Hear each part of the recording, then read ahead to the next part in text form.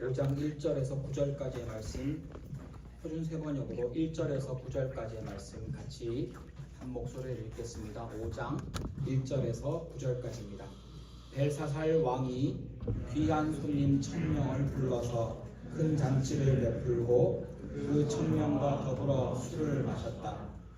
벨사살 왕은 술을 마시면서 명령을 내려서 그의 아버지 느부갓네살 왕이 예루살렘 성전에서 가져온 금그릇과 은그릇들을 가져오게 하였다. 왕과 귀한 손님과 왕비들과 후궁들이 모두 그것으로 술을 마시게 할 참이었다. 그래서 예루살렘에 있는 하나님의 집 성전에서 가져온 금그릇들을 꺼내서 왕과 귀한 손님과 왕비들과 후궁들이 그것으로 술을 마셨다. 그들은 술을 마시고서 금과 은과 동과 철과 나무와 돌로 만든 신들을 찬양하였다. 그런데 바로 그때에 갑자기 사람의 손이 나타나더니 촛대 앞에 있는 왕궁 석고벽 위에다가 글을 쓰기 시작하였다. 왕은 그 손가락이 글을 쓰는 것을 보고 있었다. 그러다가 왕의 얼굴빛이 창백해지더니 공포에 사로잡혀 힘을 잃고 무릎을 서로 부딪히며 떨었다. 왕은 큰 소리로 외쳐서 주술가들과 점성술가들과 점성가들을 불러오게 하였다. 그들이 들어왔을 때에 그는 바빌론의 지혜자들에게 말하였다. 누구든지 이 글자를 읽고서 그 뜻을 나에게 알려주는 사람은 자색옷을 입히고 금 목걸이를 목에 걸어주며 이 나라에서 셋째 가는 통치자로 삼겠다.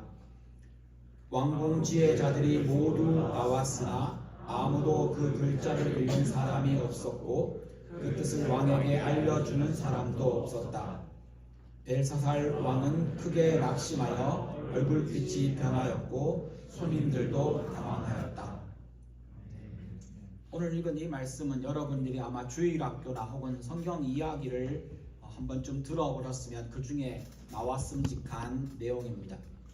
벨사살 왕이 잔치를 하다가 1절 말씀에 보면 그 손님이 1000명이랍니다. 한번 상상해 보십시오. 1000명이 한 공간 안에 모여서 잔치를 벌이면 그 공간이 얼마나 큰 곳이겠습니까? 그게 그 왕의 왕권과 위엄을 상징해 줍니다. 1000명이라는 손님을 초대할 만큼 그 나라가 부강했고 또 그만큼 그 나라가 힘있는 나라였습니다. 귀한 손님들을 불렀을 겁니다. 세계 각지에서 아주 유명한 사람들 혹은 많은 사람들의 존경받는 여러 사람들을 불렀을 겁니다. 2절 말씀을 보면 기분이 좋아진 왕이 명령하여서 느부갓네살 왕 자기의 선조입니다. 예루살렘 성전에서 가져온 그 그릇들을 가져와 손님들에게 마시게 하려고 합니다. 3절에 보니까 그렇게 실제로 가져와서 사람들에게 술을 마시도록 합니다. 근데 이 모습은 사실은 성경을 잘 아는 많은 분들이 아시겠지만 이 이야기는 벨사살 왕의 교만함을 드러내 보여주는 장면입니다.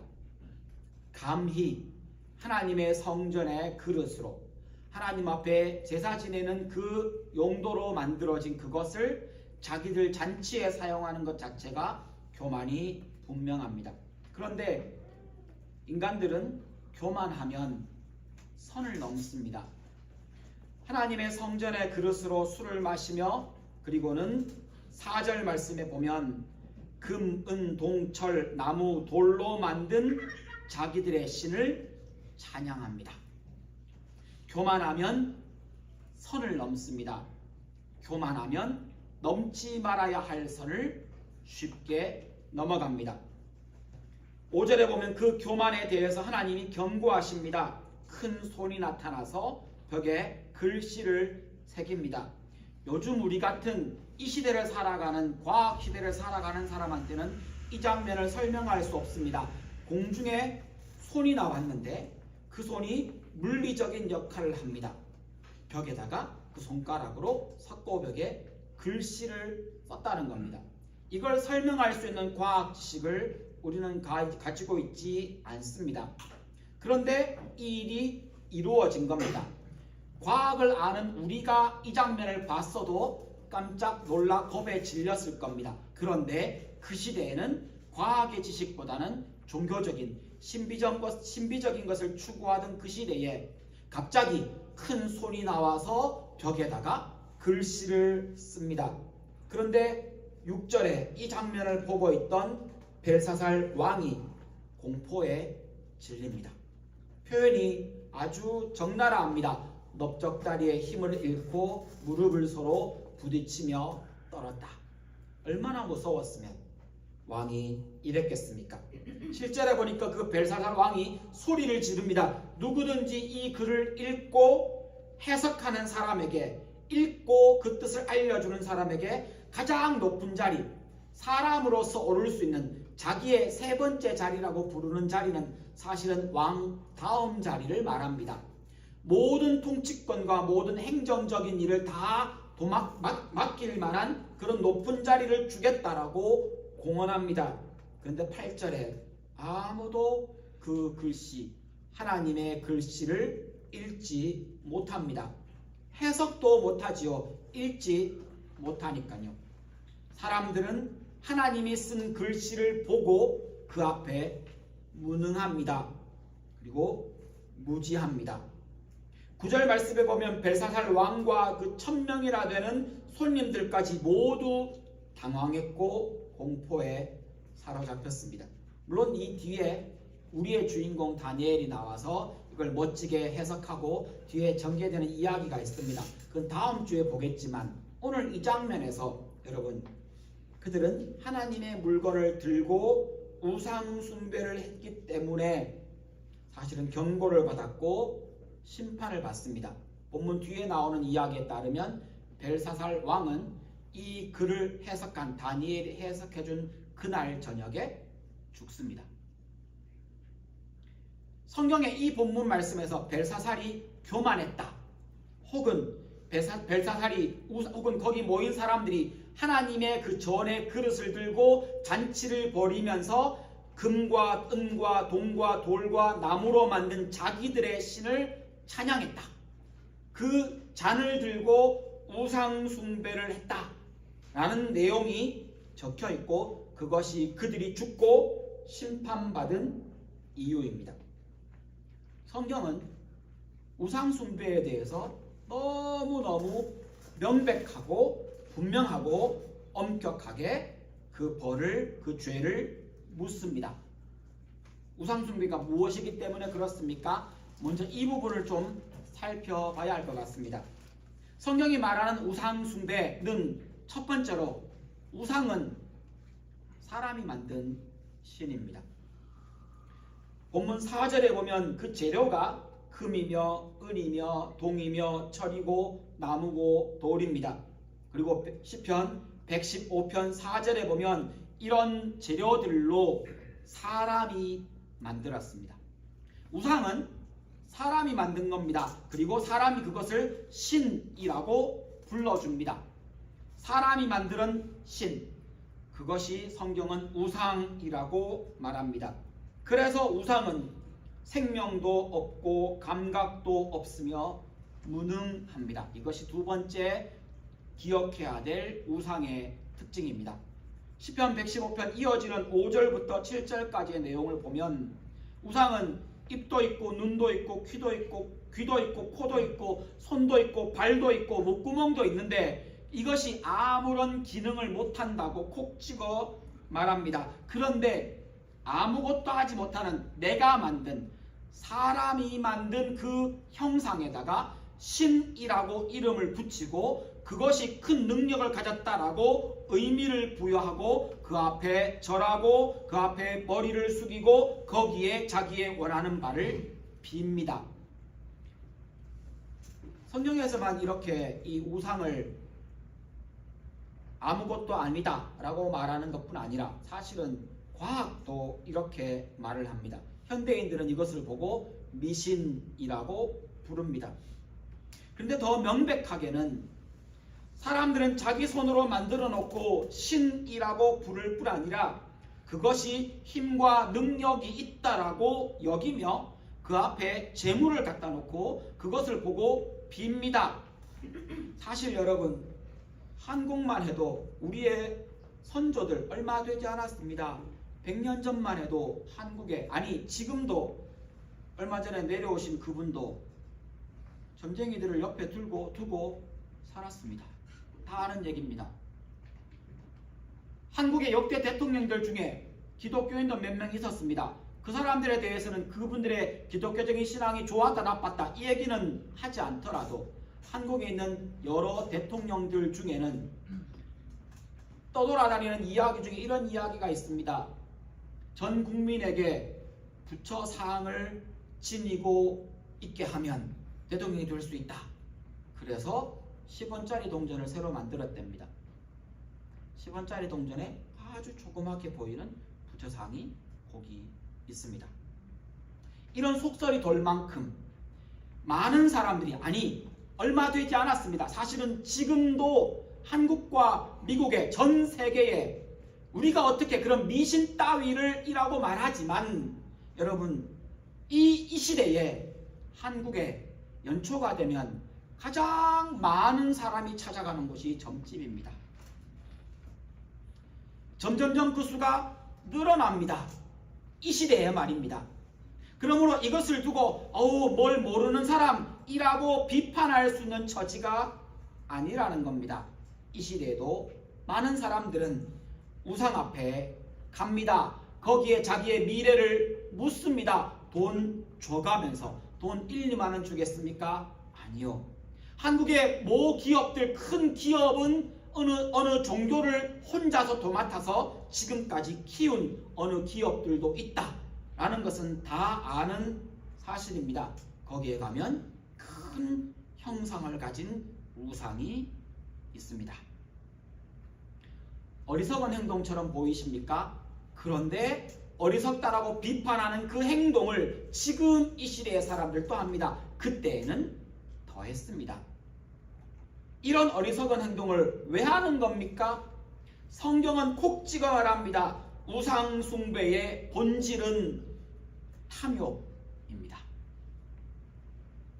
골로새서 3장 5절이 그렇게 말합니다. 하나님을 모르는 땅에 속한 사람들의 죄악을 쭉 나열합니다. 거기 나오는 것들이 모두 다 이 땅에 속한 사람들의 죄악입니다. 그 내용들을 보십시오. 땅에 속한 일들 곧 음행과 더러움과 정욕과 악한 욕망과 탐욕, 이것이 땅에 속한 겁니다. 그런데 많은 학자들이 저기에 나열되는 저 내용이 점점 본질과 깊은 곳으로 들어가는 것이라고 해석을 합니다. 처음에는 그냥 음행이었는데 그것이 더 더러운 것으로, 그것이 정욕과 악한 욕망으로 마지막에 도달하는, 아니 이 모든 것을 아우르는 것이 탐욕이라고 설명을 합니다. 가장 깊은 곳에 탐욕이 있고 그 탐욕을 성경은 우상숭배라고 부릅니다. 골로새서에서 콕 찍어 말합니다. 탐욕이 우상숭배의 본질입니다. 이 얘기를 이렇게 이해하시면 됩니다. 세상의 모든 신들은 사람이 만든 신들 말입니다. 그것이 형상을 가졌던 혹은 이야기 안에 있던 세상의 모든 신들은 우리가 내게 필요한 것이 있어서 내가 원하는 것이 있을 때 찾아갑니다. 그렇지 않습니까? 처음에 우리는 교회 나올 때도 그렇게 오기도 합니다. 우리는 이 기독교를 혹은 교회를, 성경을 종교의 한 형태로 이해할 때 그렇게 행동합니다. 당연합니다. 내게 필요하니까 나보다 힘 있는 혹은 절대자, 힘이 많다고 하는, 전능하다고 하는, 전지하다고 하는 그분께 가면 그게 신입니다. 찾아가서 내게 필요한 것을 요구합니다. 그 신이 만약에 내가 원하는 것을 들어준다고 하면 기도로 혹은 내 정성을 보여서 혹은 헌금을 하고 제물을 바쳐서 혹은 그를 신이 좋아하는 어떤 행동을 해서 이루어준다면 그것을 기꺼이 지불을 할 겁니다. 이 시대에는 많은 경우 돈을 내겠죠. 여러분이 헌금을 그런 개념으로 하신다면 여러분은 예수를 잘못 믿으시는 겁니다. 근데 이방 종교에서, 종교는 다 그렇게 합니다. 우리가 신을 찾아갑니다. 그리고 내 필요를 요구합니다. 그 이면을 탐욕으로 설명하면 이런 겁니다. 내게 원하는 것, 그걸 이룰 능력이 없으니 그 이루고 싶은 욕망을 신에게 의탁합니다. 그 신 왜 만들었습니까? 사실은 내게 이루고 싶은 그것을 이룰 만한 어떤 힘 있는 자가 필요했고, 그것이 자연의 어떤 것을 보며 와, 위대해 보인다, 혹은 성경 아닌 다른 많은 신화들에 나오는 것처럼 어떤 특정한 막강한 힘을 가진 존재를 만들어 놓고 그것을 형상을 만들고 그 앞에 가서 빕니다. 무엇을 바칩니다. 때로는 사람도 바치고, 때로는 자녀도 바쳤고, 때로는 동물도 죽였고, 때로는 돈도 냈고, 때로는 자기 시간도 줍니다. 왜요? 내가 원하는 것을 얻기 위해서입니다. 우상숭배는 본질적으로 탐욕입니다. 성경이 말하는 우상의 특징을 정리하면 이런 내용이 됩니다. 우상은 사람이 자기의 탐욕을 채우기 위해서 자연의 재료로 어떤 모양을 만들어 놓고 거기 가서 경배하며 자기 욕망을 이루어 달라고 매달리는 우상은 거짓 신이라는 겁니다. 성경은 이 부분에 대해서 조금도 양보하지 않습니다. 내가 다른 어떤 신들에게도 내 영광을 주지 않겠다, 우상 숭배하지 말라 라고 말할 때, 왜냐하면 그것이 nothing이기 때문입니다. 그들이 좀 저급한 신이라는 의미가 아니라 그들의 신 자체, 존재 자체가 없습니다. 신은 하나님뿐입니다. 성경은 이 부분에 대해서 너무 냉정하고 너무 분명하게 말합니다. 이 얘기를 현대의 복음 안에서 설명하면 오직 구원은 예수 그리스도의 이름으로만 이루어집니다. 이 말이 바로 그 말입니다. 그 거짓 신이 옛날에만 있는 게 아닙니다. 지금 이 시대에도 그 거짓 신이, 우상이 지금도 있습니다. 어떻게 알 수 있습니까? 탐욕이 그대로 우리에게 있거든요. 우상인지 아닌지, 여러분 주변에 있는 것들, 여러분 마음에 있는 것들, 여러분이 지금 무언가를 의지하고 있다면 그것이 우상인지 아닌지를 구별할 수 있는 가장 중요한 단서, 탐욕입니다. 탐욕이라는 우상, 그것이 우리가 맞닥뜨리고 있는 이 시대의 가장 무서운 우상입니다. 탐욕이라는 우상. 탐욕은 단순한 욕망이 아니라 선을 넘어가는 욕망입니다. 모든 사람에게는 욕망이 있습니다. 욕망이 없으면 어떻게 하루를 살아가겠습니까? 이것 하고 싶고 저것 하고 싶고 이거 해야 하고, 모든 사람에겐 욕망이 있습니다. 심지어 제자들이 주님, 우리가 누가 더 높은 사람이 될 것인가를 막 싸우고 있을 때 저를 주님의 우편에, 주님의 좌편에 앉혀주십시오. 이게 욕망입니다. 근데 예수님이 그에 대한 대답을 했던 장면을 보면 그 욕망 버려라 이렇게 말씀하신 게 아닙니다. 높은 자리에 앉으려면 낮아져라. 무슨 말입니까? 그 욕망 자체를 책망하고 있는 게 아니라 욕망을 이루는 방법을 설명해 주십니다. 높은 자리에 앉으려면, 내 우편이든 내 좌편이든 높은 자리에 앉으려면 자기를 낮추어라. 섬기는 자가 되어라. 예수님은 아시는 겁니다. 우리 속의 욕망은 어쩌면 너무 자연스러운 우리의 본능이기 때문입니다. 그런데 이것이 탐욕이 되면 선을 넘어갑니다. 무슨 선을 넘어갑니까? 하나님이 넘지 말라고 하는 선을 넘어갑니다. 하나님이 하지 말라고 하는 것을 넘어갑니다. 사람과의 관계에서 탐욕이 되면, 욕망이 아니라 탐욕이 되면 다른 사람의 선, 존중받아야 할 그 사람의 경계선을 넘어갑니다. 그리고 그 사람 것을 빼앗아 옵니다.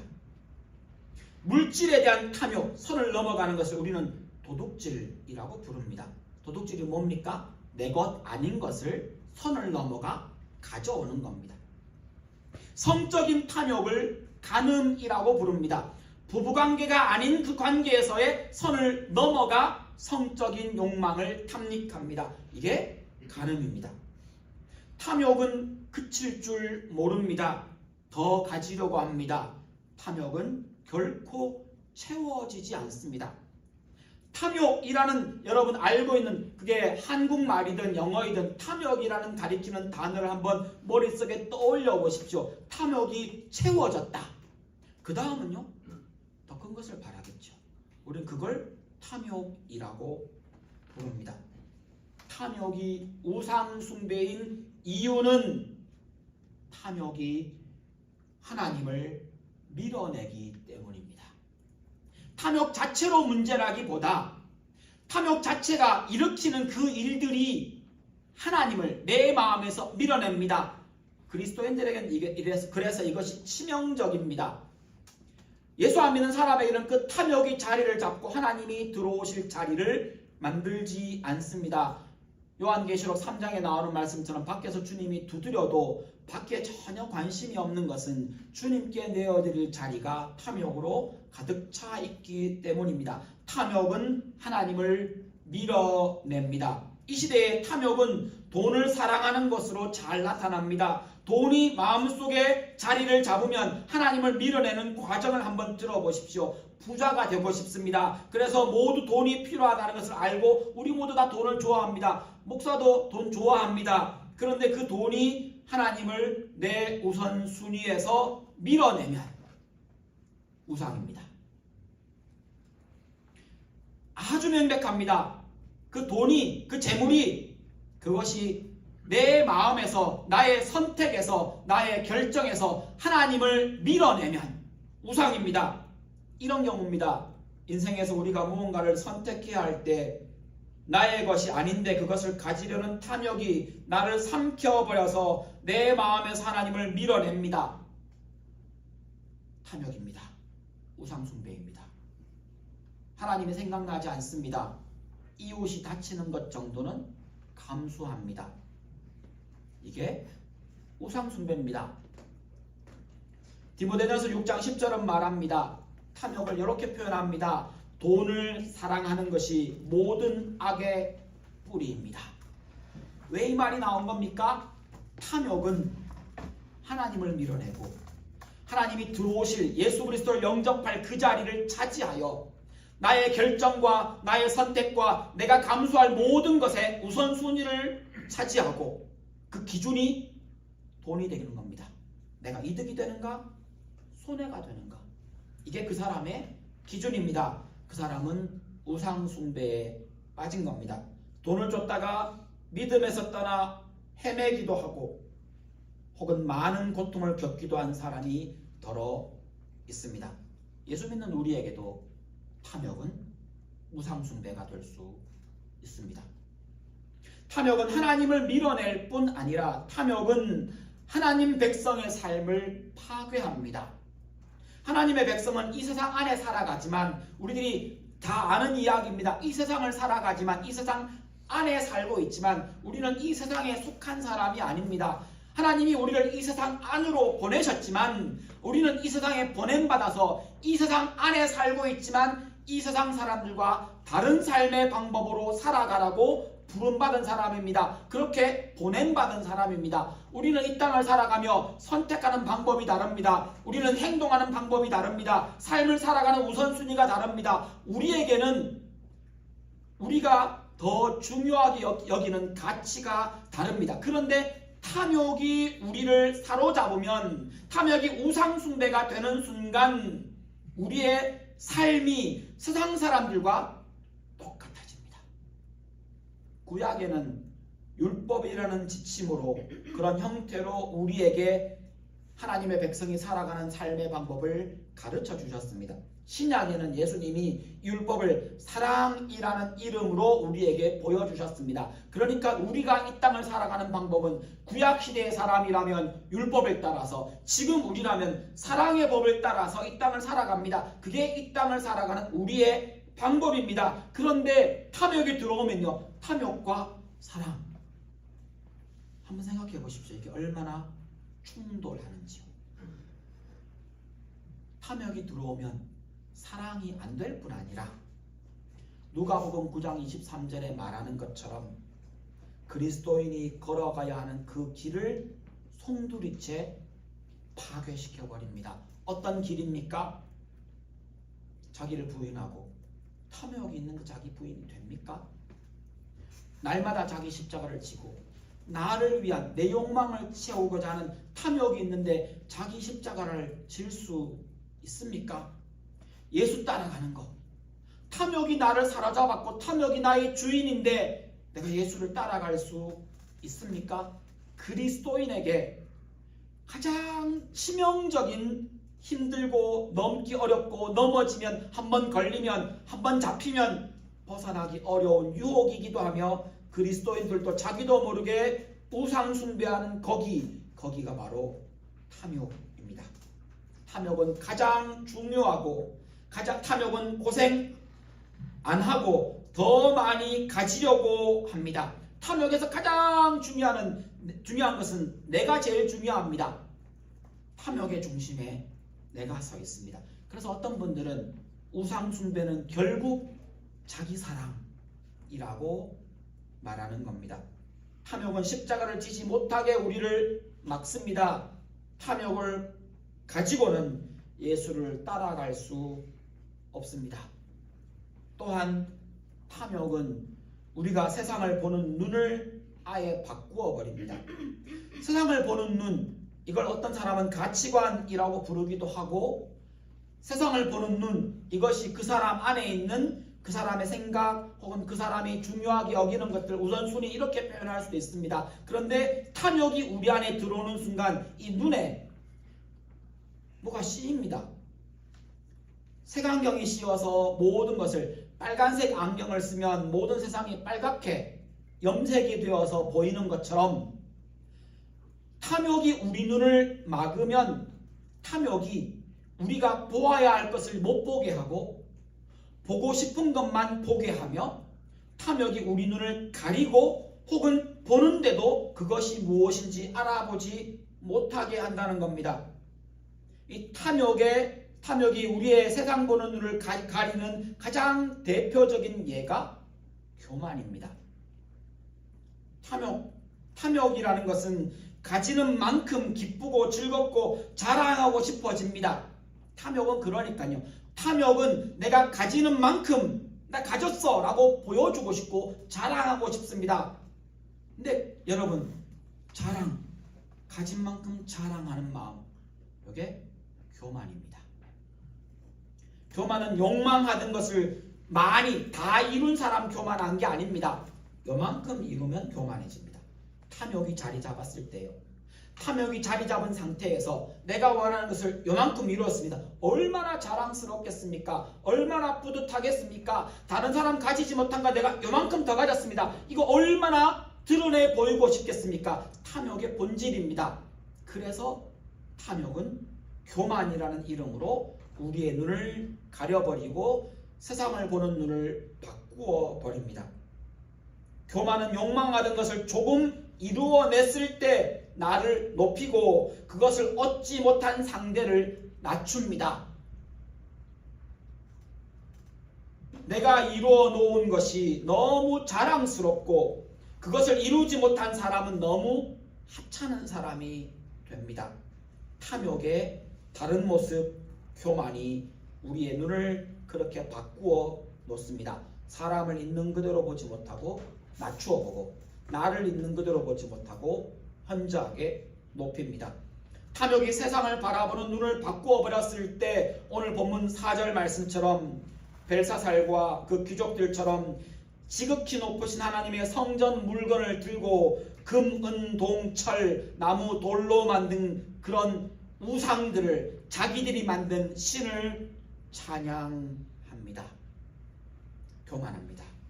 탐욕으로부터 여기까지 온 겁니다. 사람들은 자기 자신을 위해서 우상을 만들었습니다. 그 본질은 탐욕입니다. 탐욕이 옛날에는 금, 은, 동으로 우상으로서 형상이라는 것을 만들어냈다면 지금은 이 시대에는 모양을 만들지 않습니다. 아마 사탄이 우리보다 머리가 좋은 것 같습니다. 모양을 만들지 않습니다. 하지만 그때나 지금이나 본질은 똑같습니다. 탐욕은 하나님을 밀어내고 그 자리를 차지하고는 우리의 신앙생활을 파괴하며 세상을 바라보는 눈까지 변질시켜 버립니다. 탐욕을 가지고는 예수를 따라갈 수도 없고 신앙생활을 제대로 할 수도 없습니다. 탐욕이 무서운 것도 알겠고 탐욕이 우상 숭배라는 것도 알았습니다. 근데 내가 탐욕에 사로잡혀 있는지 어떻게 확인할 수 있습니까? 마지막으로 이 얘기를 드리고 말씀을 마무리하겠습니다. 탐욕이 자리 잡은, 탐욕에 사로잡힌 사람이 절대로 못하는 게 있습니다. 감사입니다. 탐욕이 그 사람의 자리를, 그 사람의 마음을, 그 사람의 눈을, 그 사람의 생각을 사로잡고 나면 탐욕은 하나를 얻고 그 다음 것을 얻고 싶어하는 마음이거든요. 그래서 그 사람은 감사를 할 수 없습니다. 여러분 마지막으로 언제 감사해 보셨습니까? 이 얘기를 묻는 이유는 저를 포함한 우리 모두 다 마음속에 욕심이 있는 사람들이고요. 부자 되는 거 좋아합니다. 유명해지는 거 좋아하고요. 능력 있는 걸 발휘하는 걸 원합니다. 이건 우리가 가지고 있는 기본적인 본능이며 욕구입니다. 그런데 여러분 언제 감사해 보셨습니까? 마지막으로요. 확인해 보십시오. 이것이 그리스도인이 내가 탐욕에 사로잡혀 있지 않은지 스스로 체크해 볼 수 있는 리스트의 첫 번째입니다. 감사. 하나님께 감사할 제목을 한번 손꼽아 보십시오. 하나, 둘, 셋, 넷, 다섯. 안 나옵니까? 여러분은 감사를 잃어버리신 겁니다. 혹 탐욕에 사로잡혀 있지 않은지 냉정하게 보셔야 합니다. 감사할 수 없다면, 진짜로 감사할 제목이 없는 겁니까? 아니면 감사하지 않기로 선택하신 겁니까? 탐욕에 사로잡혀 감사의 제목을 못 찾으시는 겁니까? 최근에 하나님께 감사했던 기억 언제인지, 내가 지금 손꼽아 감사 제목이 몇 개나 되는지, 정말로 감사할 제목이 없는 건지 여러분 스스로 확인하십시오. 탐욕은 우상숭배입니다. 기도하시겠습니다. 여러분의 기도 제목으로 기도하시면 좋겠습니다. 여러분이 하나님만이 나의 선택과 인생의 주인이십니다 라는 고백으로 나아가기를 원하십니까? 그렇게 기도하시며 이 시간 하나님 앞에 나아가십시오. 혹은 어떤 분은 하나님 내가 탐욕을 버리고 하나님의 방법으로 살게 해주십시오. 그렇게 살기 원합니다 라는 기도를 하시기 원합니다. 혹은 탐욕과 교만으로 세상과 사람을 보지 않도록 내 눈이 바뀌어버린 것은 아닌지 확인하시며 탐욕과 교만의 눈을 버리고 하나님이 주신 눈으로 사람과 세상을 보게 해달라고 기도하실 분이 계시면 그렇게 기도하시면 좋겠습니다. 혹은 모든 일에 감사하며 하나님만 바라보기 원합니다 라는 제목으로, 여러분의 기도 제목으로 기도하시겠습니다. 함께 기도하십니다.